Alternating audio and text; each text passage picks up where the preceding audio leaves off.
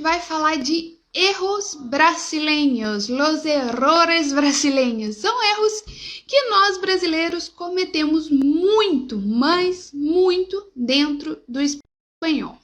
Alguém aí já tem alguma ideia de algum erro que a gente comete demais? Se já souberem do que eu tô falando, comenta aqui embaixo, tá? Pra gente conversar depois.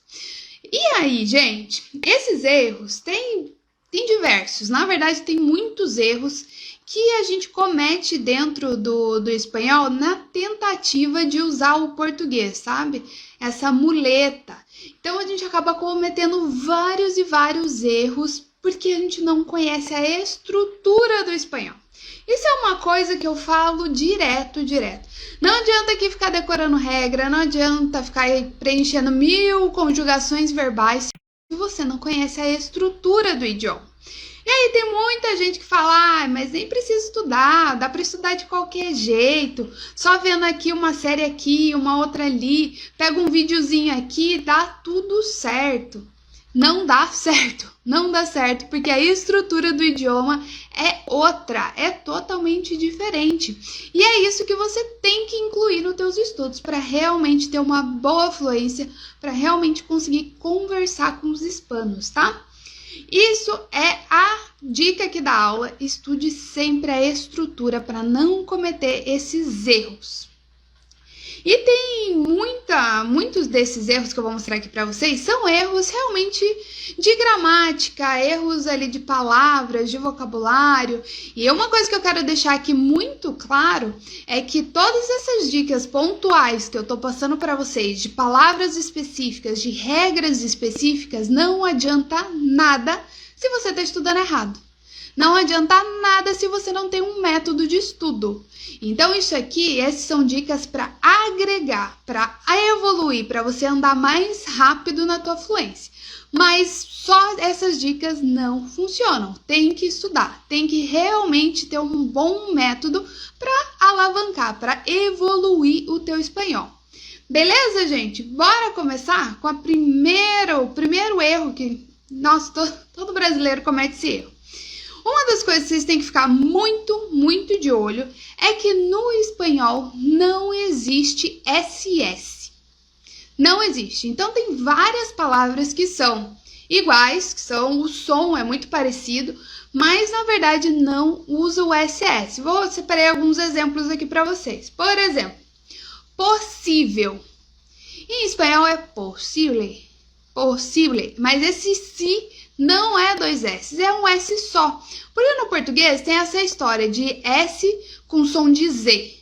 E não existe isso no espanhol. S tem som de S e pronto, e acabou. Independente se vem entre vogais, não existe esse que a gente tem aqui no português.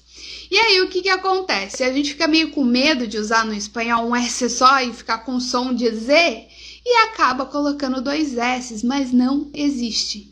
Certo? Por exemplo, um verbo que é muito usado, inclusive é um dos verbos chaves que eu já fiz live, já tem conteúdo lá no YouTube e aqui no Instagram também, é o verbo passar. Passar. Assim, igual do português. Passar. Só que se escreve com um S. Não existe 2 S no espanhol. Anota aí bem grande para não errar mais, tá? Aí, outras palavras como assim. Pois, assim. Lo vas a hacer así como así? Essa é uma expressão muito usada no espanhol. Assim como assim. Lo vas a hacer así como así? Assim, desse jeito? Assim, sem mais nem menos? Tem várias maneiras que a gente pode colocar essa expressão. Assim. Um S só e acento, tá? Então, todas as palavras do espanhol têm um S só.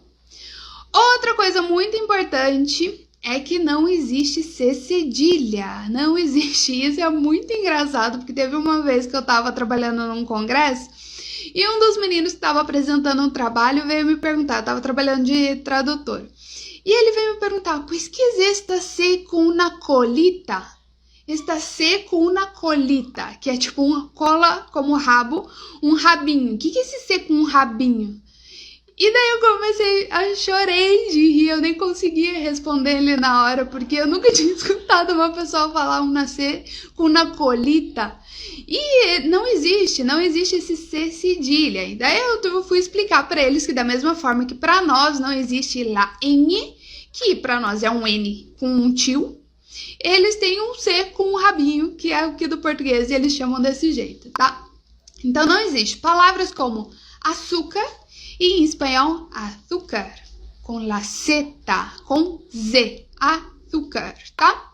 E várias outras, como dança, tem o Z, esse Z assopradinho aqui, tá? É com Z, não existe esse C cedilha. E muitas vezes, muitos brasileiros colocam o S no lugar do C cedilha aqui no português. E daí ficaria como dança com S. Não, tá errado. É com Z. Maioria, não generalize, não é 100%, mas grande parte das palavras que tem C cedilha no português, no espanhol, usa o Z, tá?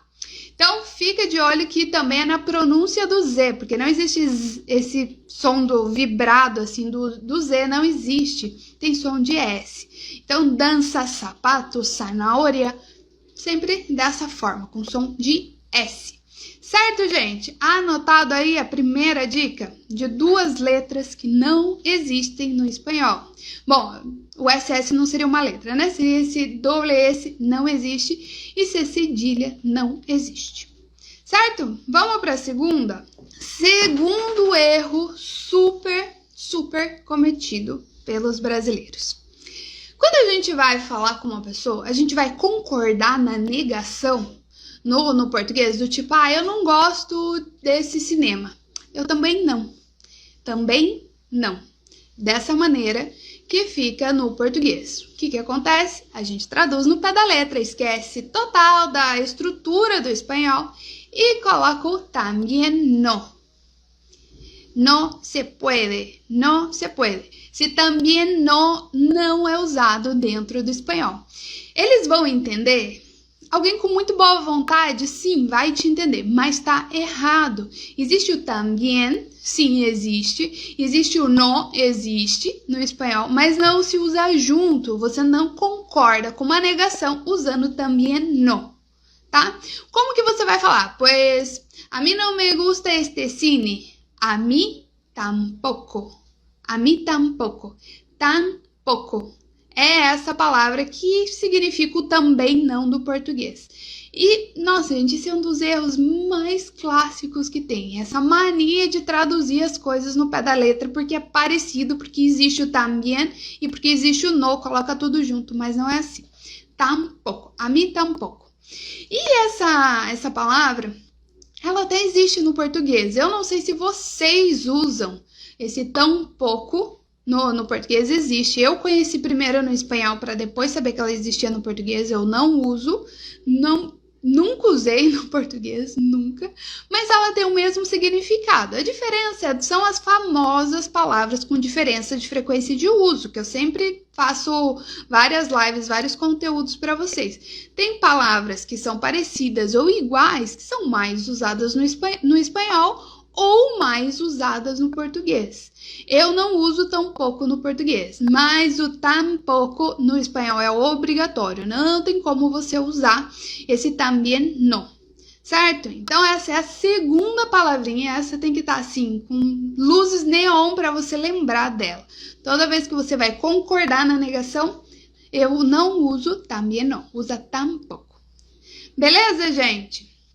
Deixa eu peguei alguns exemplos aqui para vocês. Mi hermana no irá a la fiesta, pues yo tampoco. Não necessariamente você tem que estar respondendo a pessoa, eu não gosto disso, eu também não. Você pode falar na mesma frase. Mi hermana no irá a la fiesta, pues yo tampoco. Eu também não vou. Esse eu também não. Eu também não irei, eu também não farei disso, não. Sempre tampouco. Beleza? Bora aqui pro próximo. O próximo eu vou citar aqui para vocês, porque eu já fiz uma live sobre isso. Então, se vocês querem saber realmente como usa, volta lá, procura essa live, tá aqui no IGTV e tá lá completíssima no canal do YouTube. No canal do YouTube vocês encontram muitos vídeos completos, aulas inteiras. Porque isso aqui rende mais que uma aula, tá? Que é o famoso muy e mucho. O que acontece, gente? No português, a gente só tem o muito e pronto, acabou. E no espanhol existem duas formas de dizer esse muito, que é o mucho e o muy. O problema é que, como o mucho acaba que meio que se parece mais com o nosso som do muito, toda hora quer usar o mucho. E também acho porque brasileiro gosta desse som do CH do espanhol, sabe? Realmente parece que tá falando espanhol de verdade, usando ocho, mucho. E aí o pessoal se empolga e quer usar em tudo quanto é lugar. E não é bem assim, não é sempre que se usa o mucho. Tem regras específicas dentro do espanhol para você saber quando usa o muy e o mucho, tá? Vou aqui passar uma das regras rapidinho aqui para vocês, mas quem quer saber mais sobre esse assunto, procura a live, procura essa aula que ficou bem bacana. Uma das coisas que é muito comum, um erro, é quando a gente está fazendo um elogio, quando você está dando uma característica de alguma coisa. Por exemplo, o clássico, você vai e prova uma comida de um lugar, você foi viajar, tá viajando num país hispano, e você vai provar essa comida dele. Você vai falar que a comida tá muito boa. E aí o pessoal fala mucho buena, muy buena. Toda vez que é uma característica de alguma coisa, de uma pessoa, sempre vai ser o muy. Tá? Essa é a regra número 1, sempre. Antes de adjetivos, essas características se chamam adjetivos, sempre vai vir o muy. Por exemplo, você vai lá e tá dando em cima de alguém. Aí você vai falar que a pessoa é muito bonita ou muito bonito. Aí você vai falar, pues, mucho guapo ou mucha guapa. Muy guapa, muy bonita, muy hermosa. Lo que sea, sempre põe o muy, tá? Chega de errar com esse muy e mucho, porque no espanhol existem duas formas e a gente tem que saber usar elas da maneira correta, não sair colocando mucho em tudo, certo? Bora aqui para a próxima? Próxima também é um erro, nossa, super clássico, tanto que no curso do Espanhol na Sua Viagem isso aqui rende, 3, 4 aulas. Porque é um erro muito comum e a gente tem que corrigir com urgência.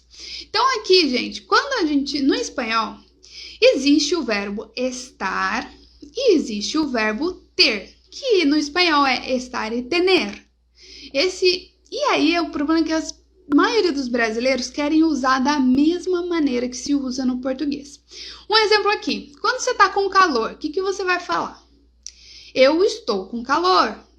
Bem no falado, no português bem falado, ficaria tô, né? Tô com calor. É usado esse verbo estar. E aí a pessoa vai e quer traduzir no pé da letra e vai colocar no espanhol estoy. Estoy com calor.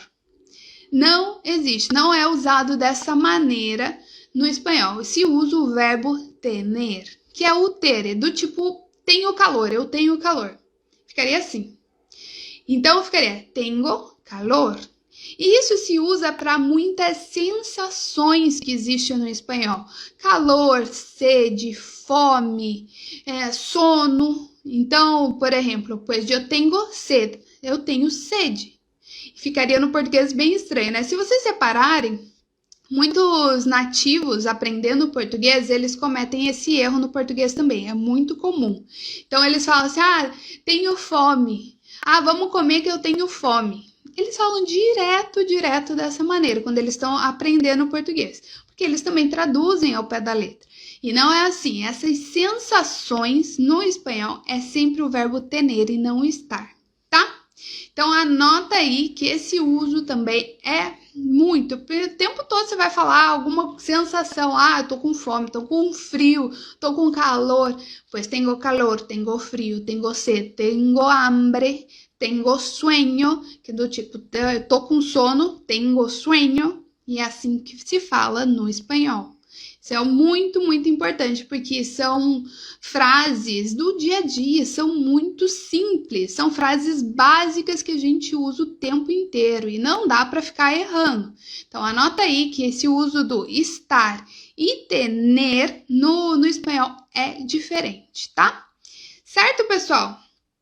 Esses são os 4 maiores erros dos brasileiros. Muito, muito comum. O pessoal erra demais, tá?